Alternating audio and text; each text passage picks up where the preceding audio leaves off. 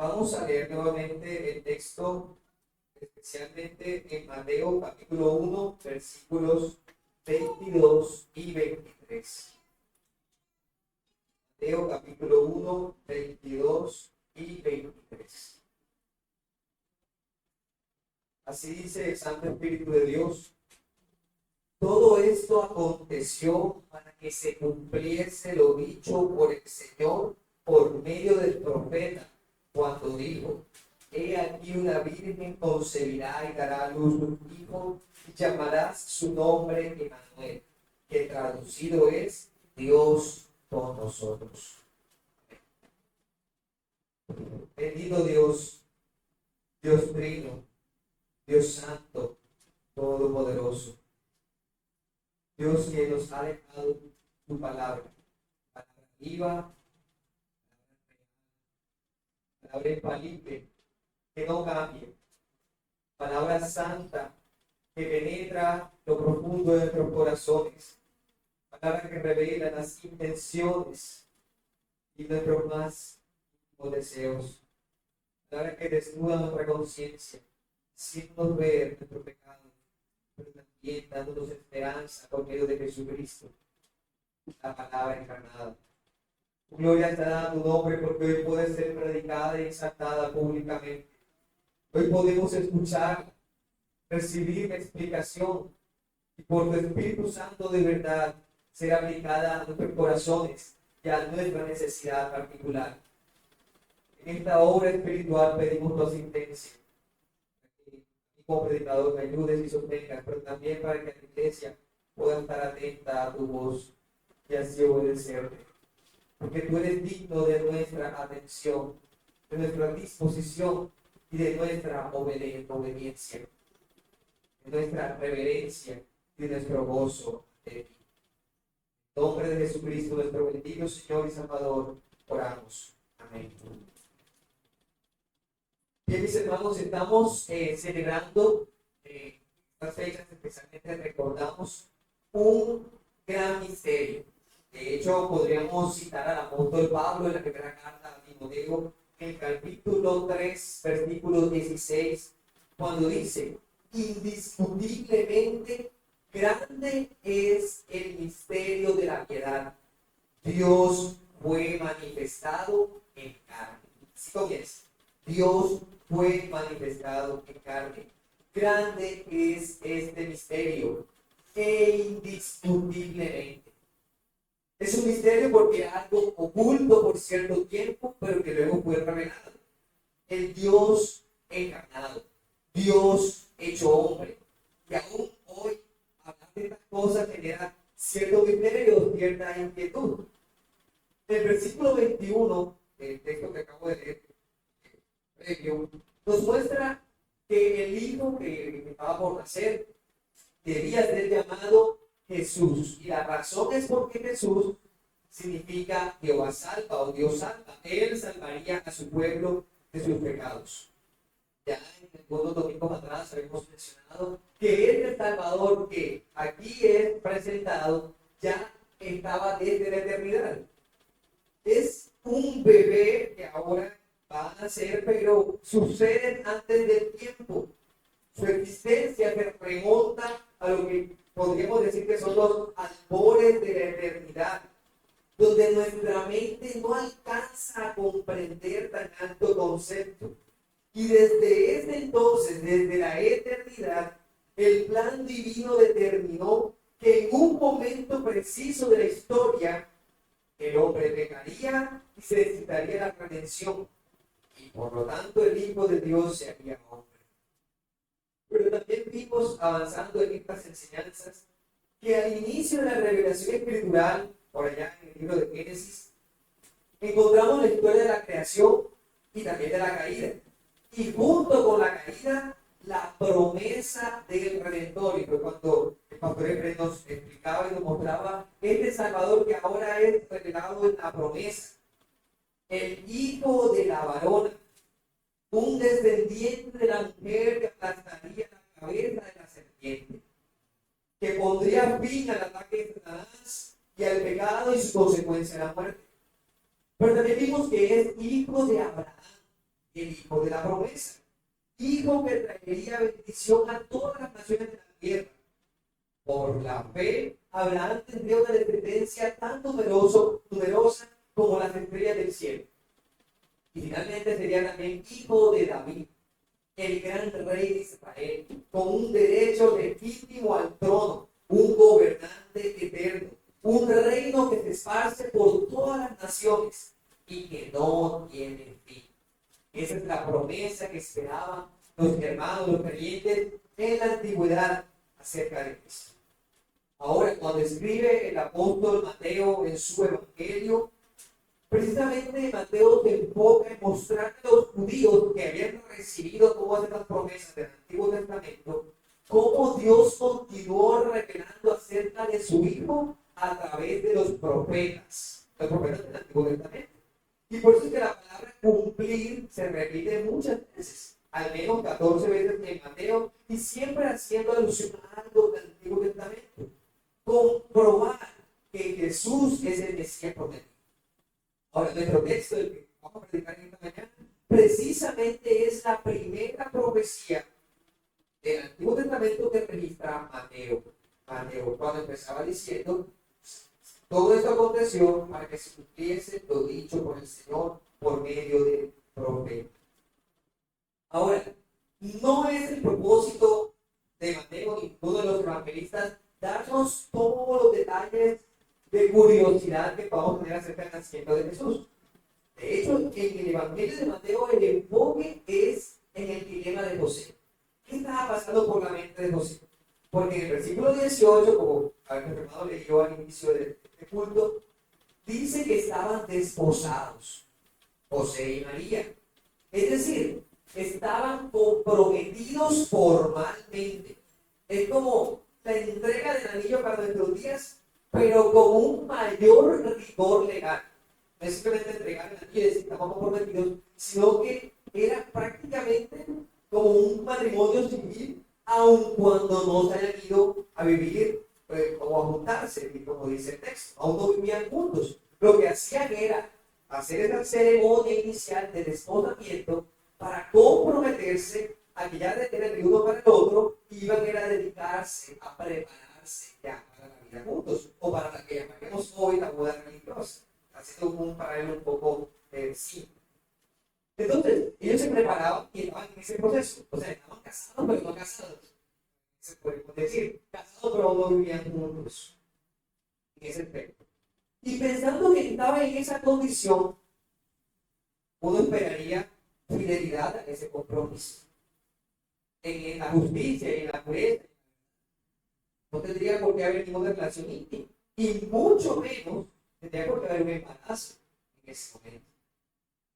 Imaginemos por un momento a José comprometido con una doncella de virtud conocida por su honestidad y que salga embarazada. Es como si lo hubiese traicionado. Pensemos en su dolor, en su vergüenza y en la desilusión que esto podría traer. Pero el texto mismo dice que José también era un hombre justo. Y en su justicia y en su carácter moral y en su honra, Dios no quería difamarlo. Pero él debía cumplir y obedecer la ley de Dios. Si era justo, iba a observar la ley de Dios, se estaba observando.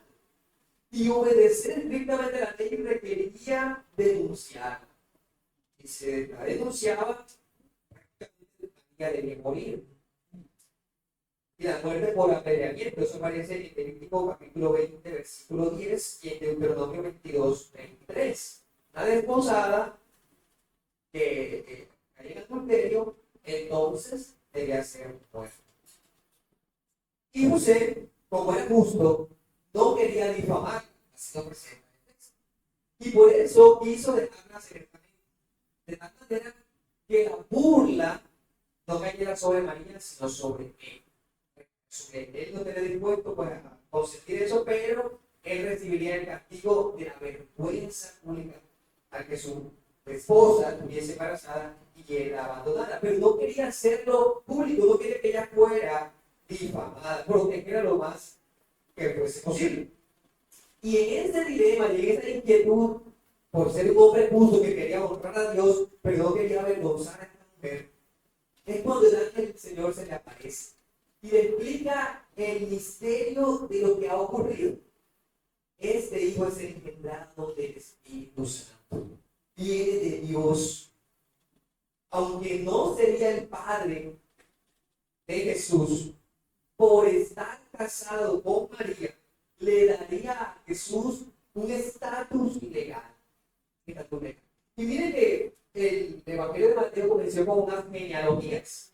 Y si ustedes leen, termina hablando de la genealogía hasta José. Y de José, entonces, el ángel le recuerda que es hijo de David. Entonces, esto es importante porque está indicando, José, tú vas a ser el padre de este niño. Bueno, sí, padre adoptivo, claramente. Pero con eso, con esa aceptación de tu parte, también va a estar recibiendo la descendencia real, el título real.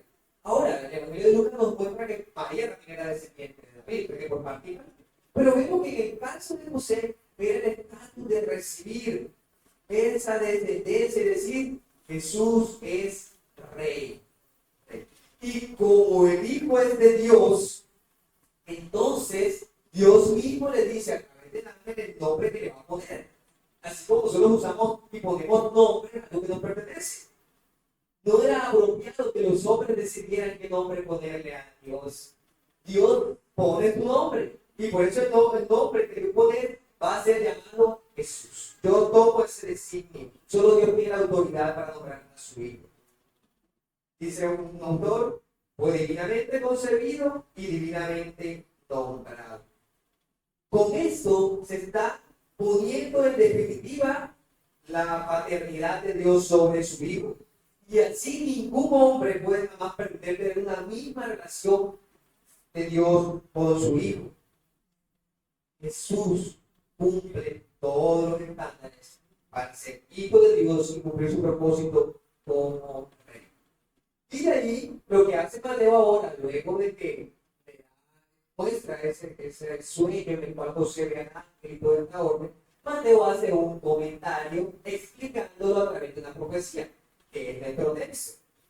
En eso lo que nos está presentando es que este Salvador que está ocurriendo ahora, todos los eventos, ya había sido profetizado. Y ese es el tema de hoy.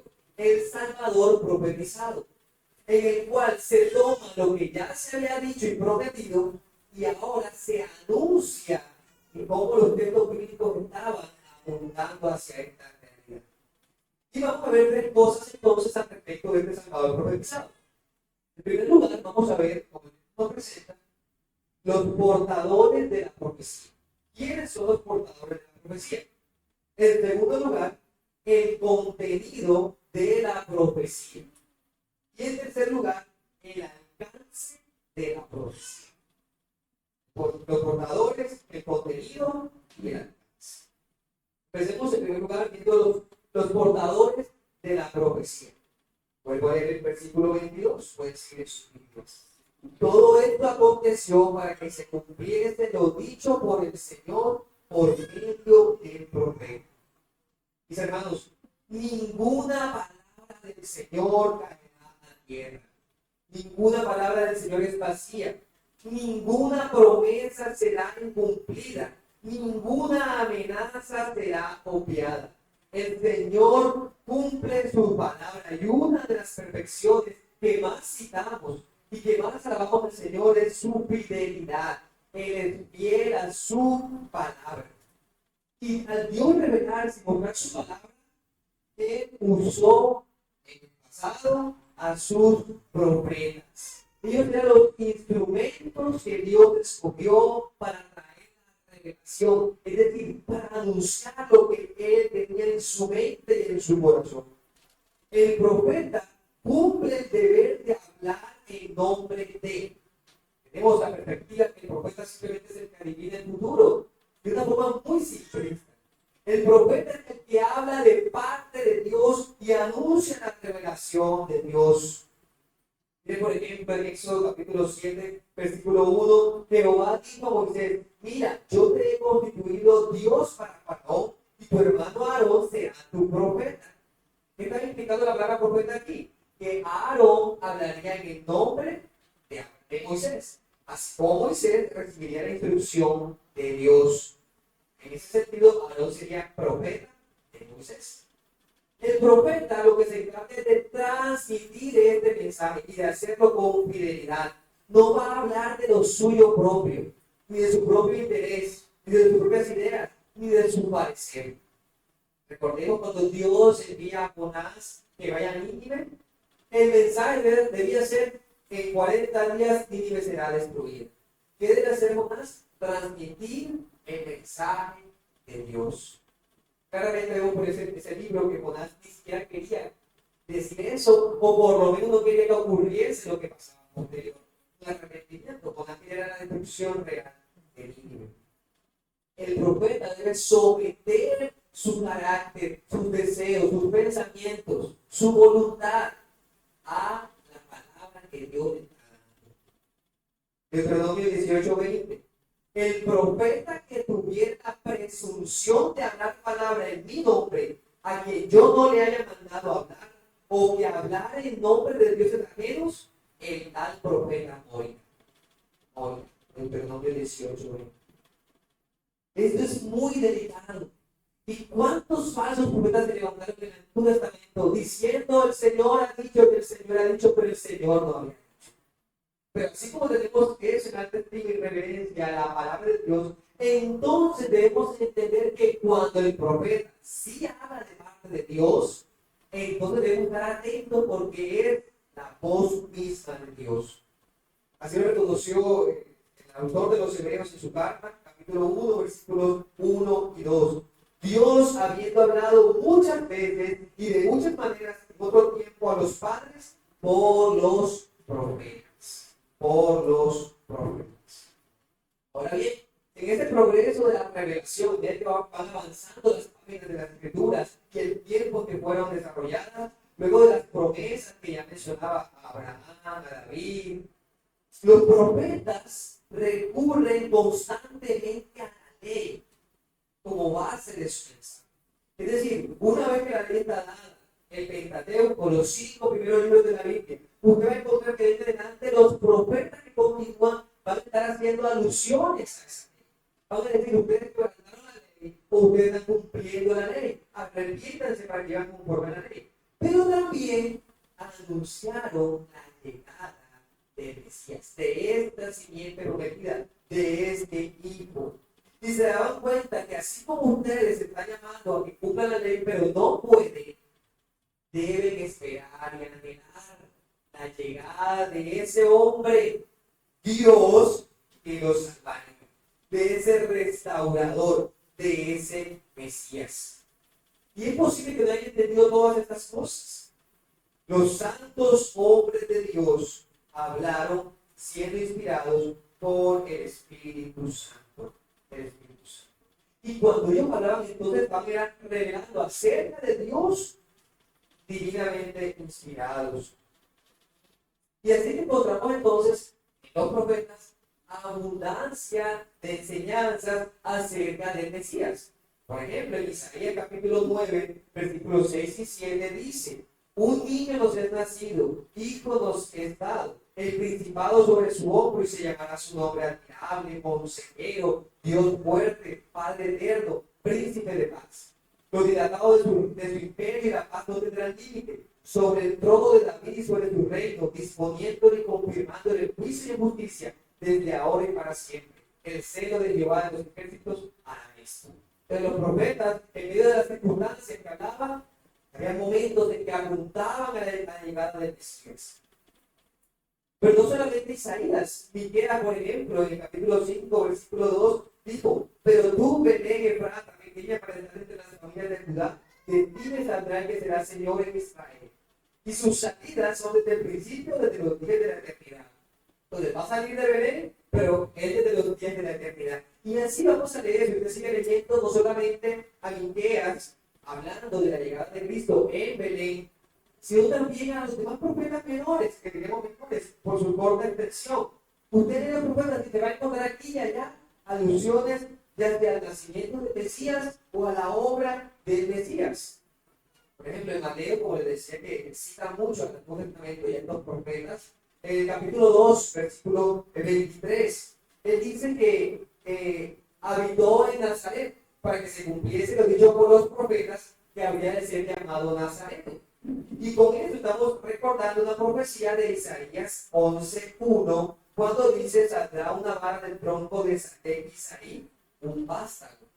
Entonces, ¿dónde está Nazareno? Y la palabra Nazareno, que aparece acá ahora en griego, era un juego de palabras en el hebreo, en el idioma del Antiguo Testamento, para referirse a un retoño o un vástago. Entonces, hay cumplimientos aquí y allá. Útil sería para nosotros mirar y leer a los profetas como aquellos autorizados por Dios, encomendados por Dios, para dar testimonio acerca de su Hijo, apuntando a Jesucristo. A veces tendemos a menospreciar los profetas y su lectura. Preferimos la parte histórica, preferimos la parte de sabiduría o los salmos. Y a lo que llegan las profecías, enseguida ponemos una mala disposición. Pero los profetas nos muestran también esa palabra de Dios infalible y especialmente las glorias de la salvación a través del Mesías. Ahora, si creemos que Dios ha hablado por sus profetas y que nos ha dejado por escrito, tenemos ese mismo alto concepto de la revelación y del mensaje profético, porque no nos vaya a pasar como en los días de Jeremías, capítulo 29, versículo 19, cuando dice: por cuanto no oyeron mis palabras, dice Jehová, que les envié por mis siervos los profetas de temprano y sin cesar, y no habéis escuchado, dice Jehová. Por eso van a juicio, por eso es que están siendo castigados. Y si bien es cierto que nosotros hoy no tenemos profetas entre nosotros, por profética ha cerrado, tenemos la palabra escrita. Y Dios hoy nos ha provisto de maestros, de pastores que enseñen fielmente su palabra y que nos hablen lo que ella nos presenta, la revelación de Dios. Y si Dios está hablando, usando a nuestros hermanos, y nuestros hermanos abren la palabra del Señor cual tesoro y empiezan a encontrar esas joyas preciosas de su palabra, y usted empieza a atesorarlas en su corazón, ¿no las obedecerás? ¿Las dejarás en el simple conocimiento? ¿Quedarán como un adorno hermoso en tu mente? ¿O como una cita memorable? ¿O vas a decidir poner firmeza en tu corazón para obedecer todo lo que el Señor te ha dicho a través de sus pastores?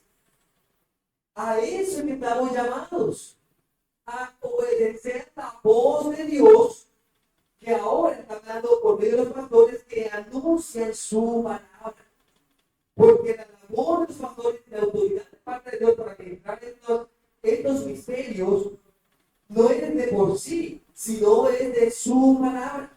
Obedecemos, nos sometemos a todo aquello que su palabra está haciendo expuesta, y te das cuenta por la obra grande del Espíritu de que es verdad.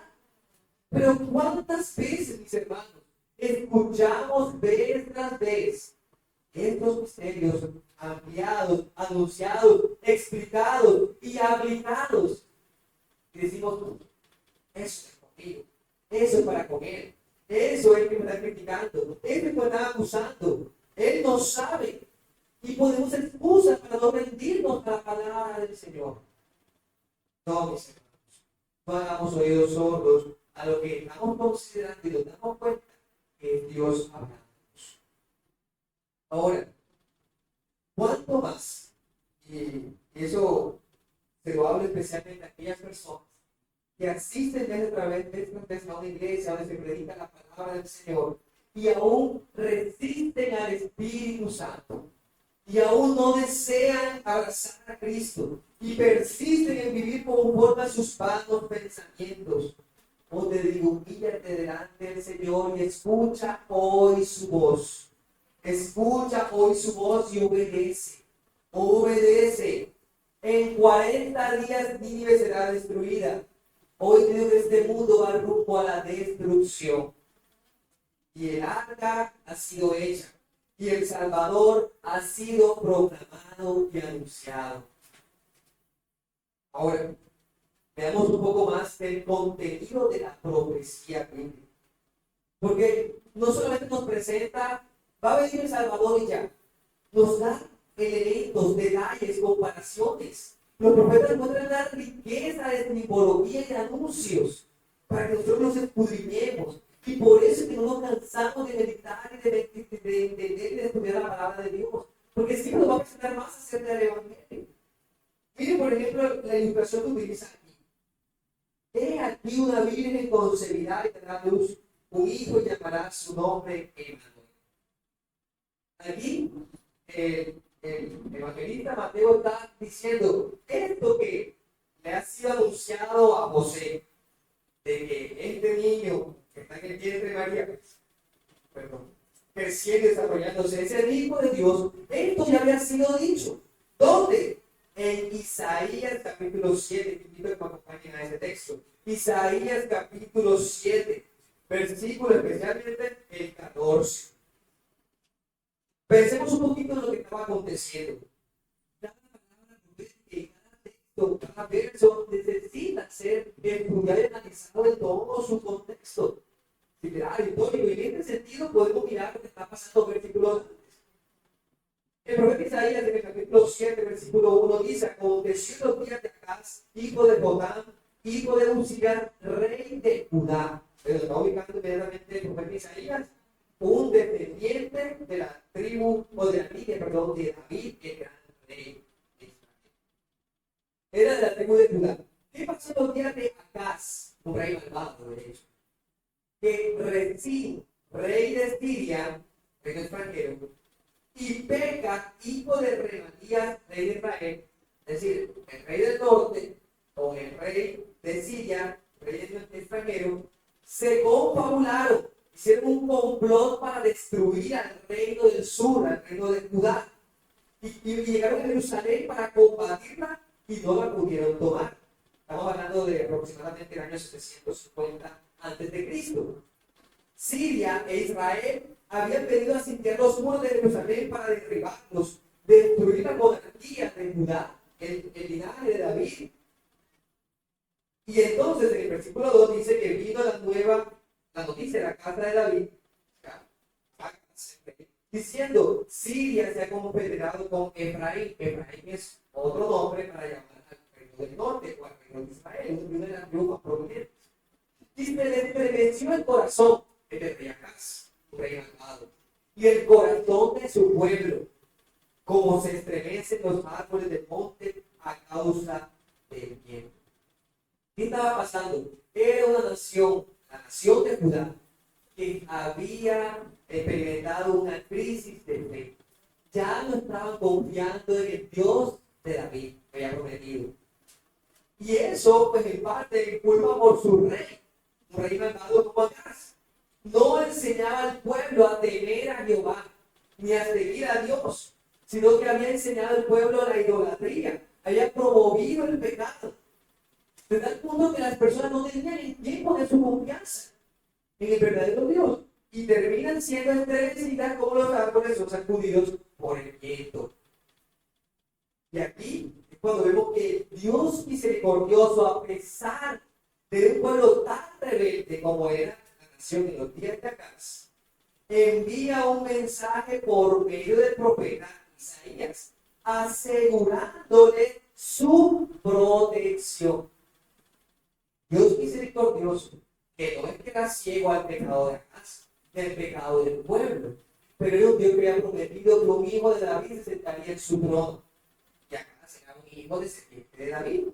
Era un Dios que iba a cumplir su palabra. Y en ese momento, Acaz, pues va a salir, parece que iba por el estanque de las aguas, parece que estaba mirando la provisión de agua para el asedio, pero es un asedio por totalmente rodeado, donde puede entrar, donde puede salir, no hay provisiones, no hay suministros. Y aquí estaba Acaz en esa preocupación cuando sale Isaías a su pueblo. Isaías capítulo 7, versículos 3 y 4. Dijo Jehová a Isaías: sal ahora al encuentro de Acaz, tú y Sear-Hasub, tu hijo, al extremo del acueducto del estanque de arriba en el camino de la heredad del lavador. Y dile, guarda y reposa. No temas ni se turbe tu corazón a causa de estos dos cabos de tizón que humean por el ardor de la ira de Rezín y de Siria y del hijo de Remalías, del rey de Israel. Es interesante porque le dice, bueno, allá está el rey desesperado viendo qué va a hacer, no encuentra solución, pero tú vas a ir ahora con tu hijo de Isaías llamado Sear-Hasub, que significa un remanente a regresar. Estaba mostrando Dios con este hijo de Isaías que el pueblo, gran parte del pueblo se había llevado a cautividad, pero habría un remanente, un grupo escogido que sería fiel y preservaría las promesas mesiánicas. Aquí traigo a este hijo y aunque pareciera que todo está acabado, hay una esperanza. Hay una esperanza. ¿Esperanza en quién? En el Mesías. A tal punto que Dios le dice, por medio de Isaías, mira, hay son dos tizones que humean, se están como apagando y van a terminar siendo apagados. No podrán prevalecer. Así que no temas. Y lo que sigue adelante es el Señor diciéndole cómo va a pasar eso. Le dice, versículo 5, el sirio con Efraín, se pusieron de acuerdo y dijeron, vamos contra Judá, aterroricemos, repartamos entre nosotros y pongamos por rey al hijo de David. Otra persona, cualquiera. Pero Jehová ha dicho así, no subsistirá ni será. No va a pasar eso. Ellos han hecho ese complot contra tu reino, pero no va a pasar así. La cabeza de ti de Damasco y la cabeza de Damasco Rezín, y dentro de 75 años Efraín será quebrantado hasta dejar de ser el pueblo. La cabeza de Efraín es Samaria, la cabeza de Samaria el hijo de Remalías. Si vosotros no creyereis, de cierto no permaneceréis. Está diciendo, miren, los sirios tienen su rey, los de Efraín tienen su rey, pero no van a prevalecer. Es más, se van a degradar. Poco a poco van a ser destruidos. Y de hecho, hermanos, a los pocos años, el imperio asirio conquistó Siria y conquistó Israel. Y dejaron de ser. Y se fueron esparciendo. Y las tribus, esas tribus que estaban en el reino del norte de Israel, fueron consumidas. No. Dios cumpliría su promesa. Ahora, cuando Dios dice esto a Acaz, Acaz debía creer. ¿Ven lo que dice ahí? Si no creéis, no permaneceréis. A pesar de la gravedad de las circunstancias, el profeta le había dicho, en nombre de Dios, reposa, guarda, no temas, confía en Dios y en su palabra que estoy diciendo. No tiene por qué buscar ayuda de otro, porque acá se quiere buscar ayuda del rey asirio, el que luego conquistó al norte. Quédate quieto, no tienes que hacer ningún plan. Yo me voy a encargar. Dios está diciendo, Dios, confía en Jehová. Pero ¿qué hizo Acaz? Claramente no confió. Creo que te puede ver en esto. Acaz no confió. Entonces el profeta le dice, bueno, pide señal a Jehová para que tu fe sea fortalecida. Es algo nuevo. Ya en otras partes de las escrituras ha presentado que se pide señales. Gedeón, por ejemplo, Dios le presentó varias señales para que Gedeón creyese. Una señal donde se levanta en un fuego, el ángel de Jehová. Otra señal donde un vellón amanece mojado. Y otro día amanece seco. Y así, en la vida aparecen momentos donde personas necesitan una señal para creer. Y Dios en ese momento, por medio del profeta, le dice, bueno, pide una señal para que creas. ¿Qué Dios tan misericordioso es para tan impío como era Acaz? Mostrándole señal, diciéndole, pide que quieres para que tu fe sea confirmada. Pero Acaz, con una falsa humildad, dice en el versículo 12, no pediré señal, no tentaré a Jehová. Pero desde ahí, pero un hombre sabio, Pero Isaías está diciendo, Dios te está diciendo que pidas, pídelo. Pero como no lo hiciste, eres un hombre molesto, tanto para los hombres que los engañan con tu falsa enseñanza, como para con Dios. Y allí, cuando la indignación del profeta está, es cuando le dice, ¿sabes qué? Pues Dios te va a dar una señal. Tú no le estás pidiendo, eres un hombre incrédulo, pero por amor a sí mismo, porque Dios inspira su promesa, Dios te va a proveer una señal. ¿Cuál es la señal? Isaías 7:14. El Señor mismo os dará señal. Que la Virgen concebirá y dará a luz un hijo y llamará su nombre Emmanuel. Y aquí llegamos al texto que luego he citado por Mateo. Miren todo esa situación que venía pasando. Un hombre incrédulo, en medio de un pueblo incrédulo, Dios le está diciendo, yo me voy a mostrar a ti, te estoy diciendo, confía en mí, y no crees, porque yo te voy a dar una señal. Una virgen va a concebir. Ahora, ese término virgen, una señorita en edad de casarse. De hecho, textualmente esa palabra no es que implique virginidad como tal, no es la palabra más cercana para eso, pero sí muestra una mujer en edad de casarse y preparada para ello. Sin embargo, tanto en la traducción de la Septuaginta, recuerden que es la primera traducción de la Biblia, del hebreo al griego, para que ahora los judíos que hablaban griego pudieran leerla, ahí sí se usa la palabra para virgen, la más apropiada. Y esa es la que utiliza ahora en Mateo. Es decir, el Señor ahora, lo que en el momento de Isaías era una mujer doncella, pues que estaba para casarse, ahora ya se aclara su virginidad por la inspiración del Espíritu Santo para que quede claro. Es una mujer que no ha conocido varón. Y ahora, en el momento de Isaías,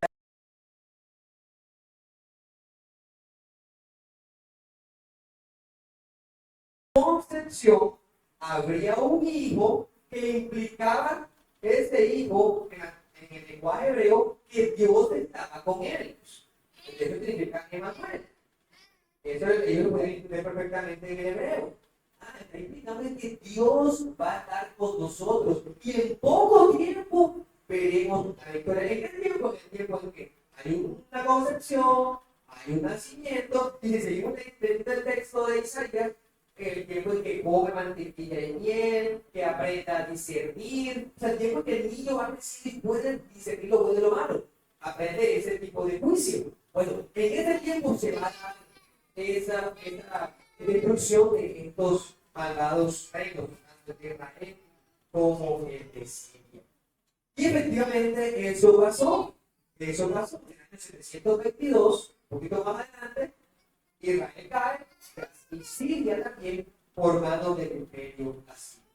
Pero fíjense que esa profecía con todo ese trasfondo ahora está presentando la misma realidad, pero con el Mesías.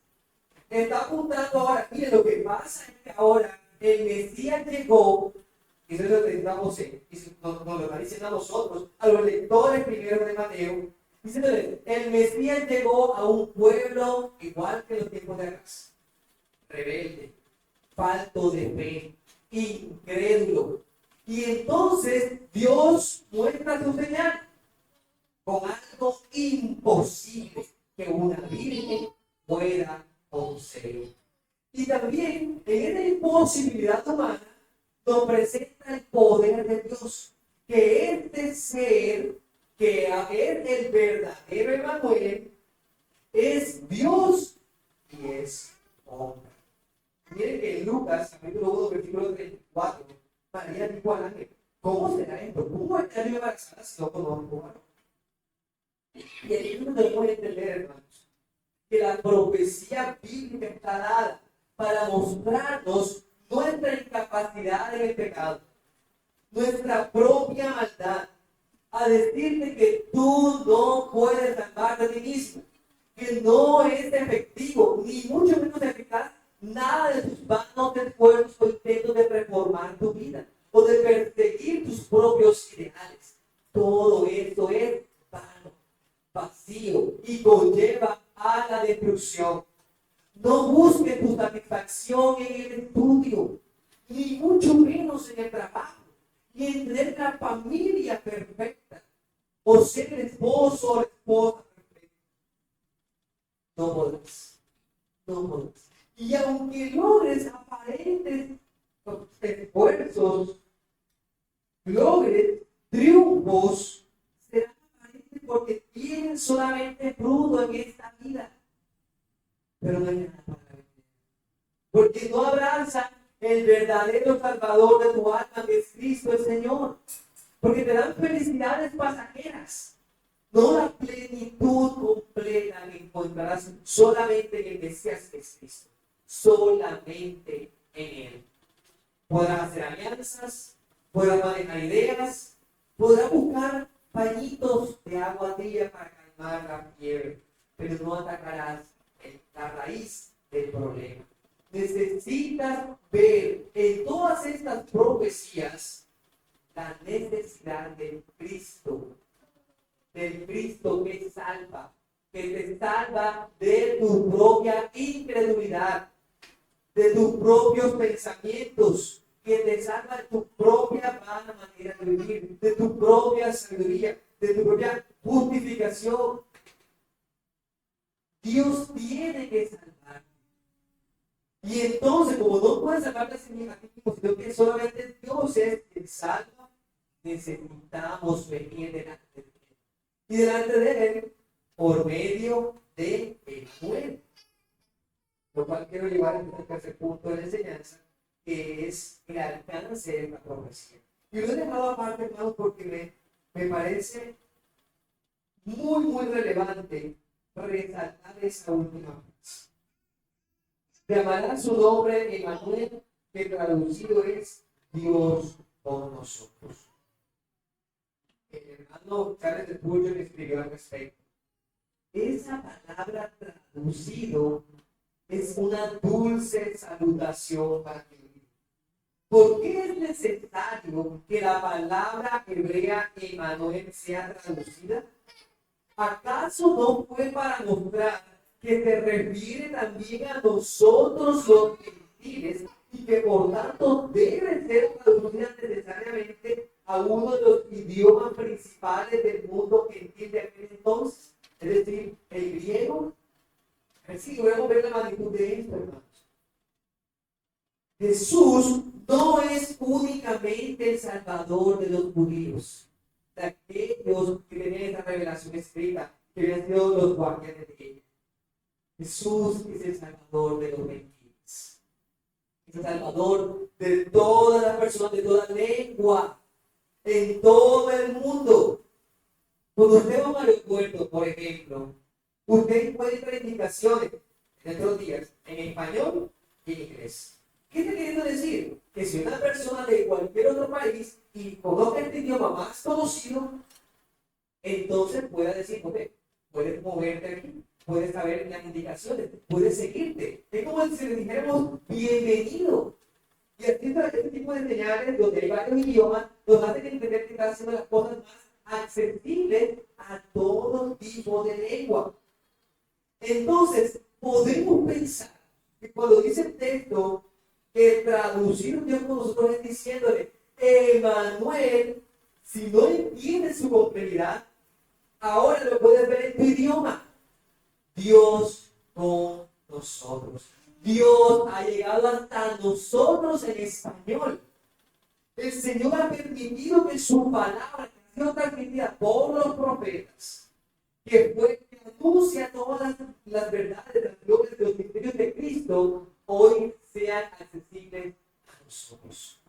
A nosotros, hermanos, vives, menospreciados del mundo. No seremos los más inteligentes ni los más ricos según este mundo, pero a nosotros Dios le ha placido revelarse, para que veamos la gloria de este Mesías que ha nacido. Que este no es cualquier bebé y que no se quedó como bebé, sino que ahora como Dios, como hombre, creció, vivió la vida justa y perfecta, murió y resucitó, de tal manera que Cristo Cristo ahora ha prometido estar en los creyentes. Todos los días hasta el fin del mundo. Mateo 28, 20. Todos los días estoy con vosotros. Emanuel. El mismo profeta Isaías logró comprender la magnitud de lo que estaba diciendo en los momentos de Acaz.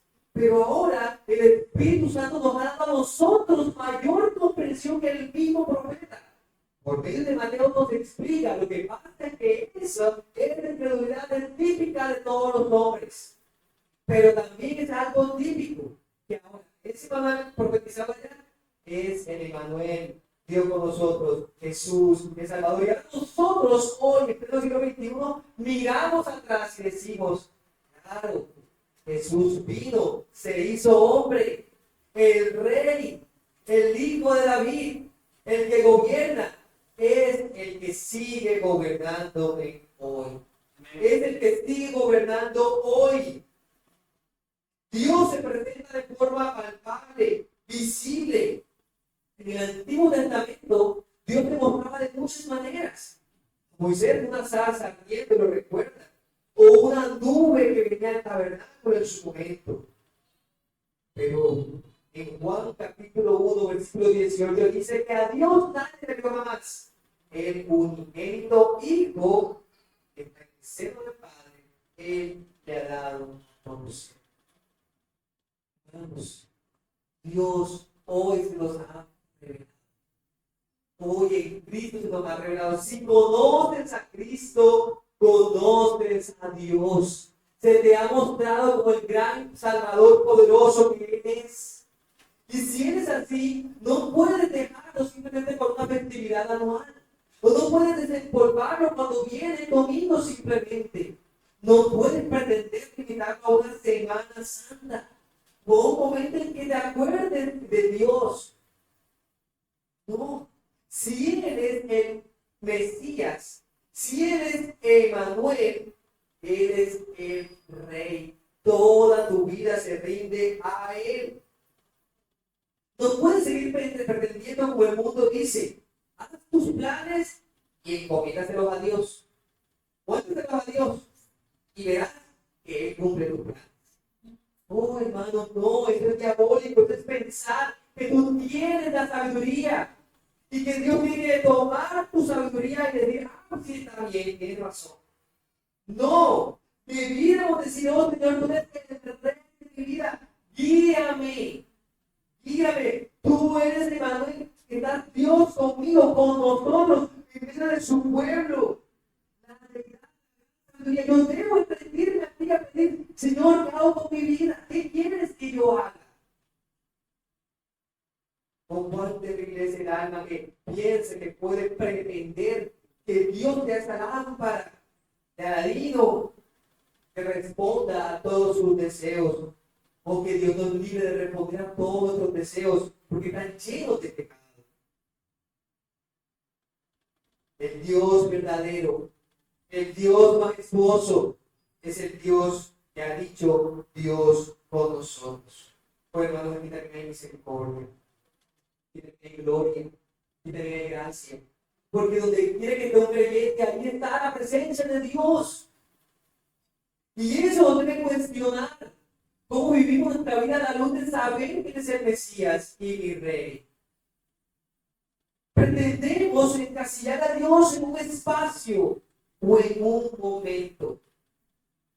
Se escucha, después de lo santo viene lo profano.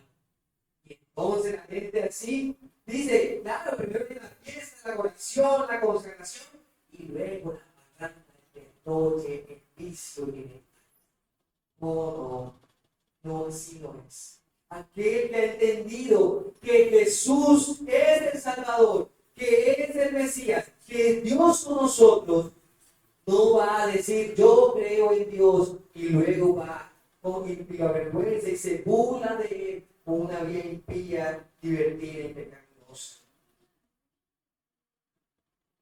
Concluyendo y aplicando entonces nuestro texto, el Salvador fue profetizado en un momento donde los hombres no querían ni siquiera escuchar a sus profetas, no querían escuchar la voz de Dios. Hoy vivimos momentos similares. Las personas que tienen las iglesias, y en términos generales, no es para escuchar la voz de Dios. Si no veamos cuántas sectas están llenas de personas que quieren escuchar lo que sus oídos quieren escuchar. Palabras halagüeñas, palabras motivadoras, palabras positivistas. Sienten su ego y su orgullo, pero no quieren escuchar la palabra que te dice en 40 días Nínive será destruida. Tu vida va rumbo al infierno y a la destrucción, porque no has seguido a Cristo. Palabra que te digan, mira, el pecado fue destruido en Cristo. Cree en Jesucristo y serás salvo. No, la gente quiere escuchar, tienes lo mejor dentro de ti y Dios te quiere. Dios quiere escuchar la voz de la profecía bíblica anunciada por los predicadores fieles. Así que hoy yo les invito y le animo a toda esta congregación. Cada vez que tengas la oportunidad de escuchar una palabra de Dios siendo predicada fielmente, abraza esa verdad y vívela. Haz los ajustes necesarios. Arrepiéntete de lo malo que has hecho y vuélvete a Dios, que es amplio en perdonar. Pero también una segunda aplicación que debemos tener es que debemos reconocer a Cristo como el verdadero Rey. Él ya no está en un pesebre. No podemos seguir viendo una imagen de Cristo tan minimalista, tan pequeña, tan reducida, de considerar que hay que cambiarle mañanas, que es tan frágil, tan maleable, llevado por aquí y por allá. Eso nos mostró la humillación de nuestro bendito Rey y Dios, pero también nos mostró que Él llegaría no solamente a la humillación de la cruz, sino que ahora está reinando, que Él es el verdadero Rey de todo pueblo, de toda nación, y que toda lengua hoy puede proclamar su nombre. Y queremos ser diligentes para traducir ese mensaje. Y no para añadir mis propios pensamientos, sino para llevar a las personas el mensaje de Cristo, porque están cegadas. Necesitan escuchar Dios con nosotros. Y si Dios está aquí, está viendo tu conducta y está mostrando su dedo de ira contra ti, pero también está diciendo de misericordia, arrepiéntete de tus pecados y cree en mí. Este mensaje es para ti. Dios está aquí en medio nuestro. Jesús está en esta congregación, amados hermanos. Se pasea en medio de nuestro, su palabra es predicada, o es anunciada. ¿Qué vas a hacer? ¿Prestarás un servicio mediocre? ¿Rendirás una adoración vacía? ¿Tendrás aquí el momento para distraerte en tus afanes? ¿O dirás, mi Dios ha venido aquí a este precioso banquete? Quiero servirte, quiero amarte, quiero honrarte, quiero disfrutar con mis hermanos de tal comunión. Oh, mis hermanos, eso es el sentido de Emmanuel, Dios con nosotros. Que el Señor nos conduzca de arrepentimiento, que el Señor nos conduzca también a mirarlo a Él. Y lo veamos como ese gran Rey poderoso que nos ha rescatado de nuestra maldad y de nuestro pecado. Y para aquellos que están aquí que aún viven sin Cristo, les digo, pongan su confianza en Jesucristo, dejen su maldad, porque ella es lo que se interpone entre Dios y tú. Confiesa a Jesús como el Salvador, ruega por tu alma. Y Él, lleno de misericordia, te verá, te salvará de tus propios pecados y te limpiará para que puedas hacer todo el amor. Oh Cristo, glorioso eres tú y eterno, Dios lleno de misericordia, y le ha placido revelarse a nosotros por su palabra. Estos profetas anunciaron las glorias que vendrían. Y no comprendieron todo, pero luego vemos en la historia cómo todo se cumplió. Y hombres como Mateo registraron esto por la obra de tu Espíritu Santo. Te pedimos, Señor, que estas palabras resuenen en nuestras mentes y lo más profundo de nuestro ser para humillarnos ante Él. Y no andemos conforme a los pensamientos de este mundo y su corriente arrastrando, sino que hagamos un Padre donde digamos el Señor es el Rey de nuestras vidas.